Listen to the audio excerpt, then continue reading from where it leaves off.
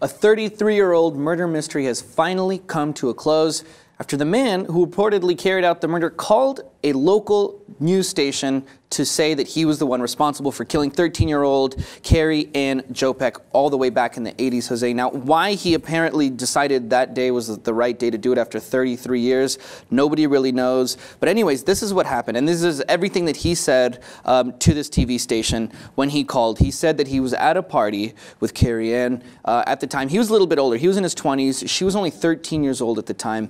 He had wanted to make out with her or kiss her or something like that. They ended up getting into an argument where he pushed her down the stairs.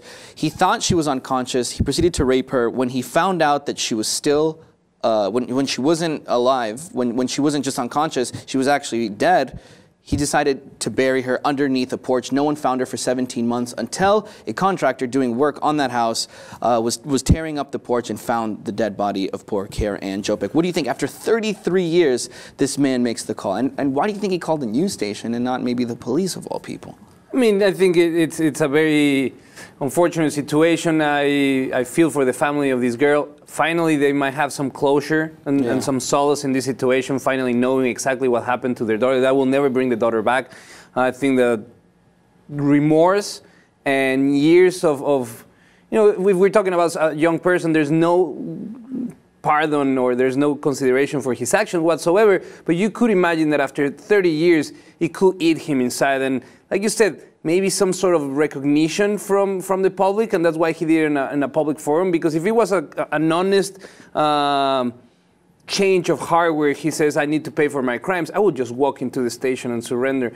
I think he was calling for a little of attention when he saw that they were bringing the crime back into the discussion in the community. He thought that maybe he could get his 15 minutes of fame. It seems like it's working. And, you know, he's been a suspect for a very long time, and he was initially taken into custody at the time, but nobody ended up getting charged with any sort of form of murder. They simply didn't have enough evidence, basically. Well, yeah, but even after they found the body, apparently they couldn't find enough evidence to tie it back to Mr. Ferreira. Now, he'd been known locally in that area for the man who was responsible, for being the man responsible for that murder. A lot of people were pinning it on him. He just never confessed.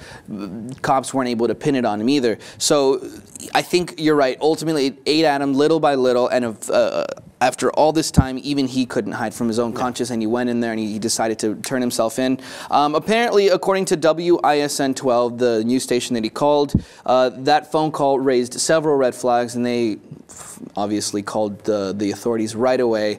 And it seems like he is not changing his mind. He is saying he did it, and for now, he is in police custody. He was taken in just over the weekend.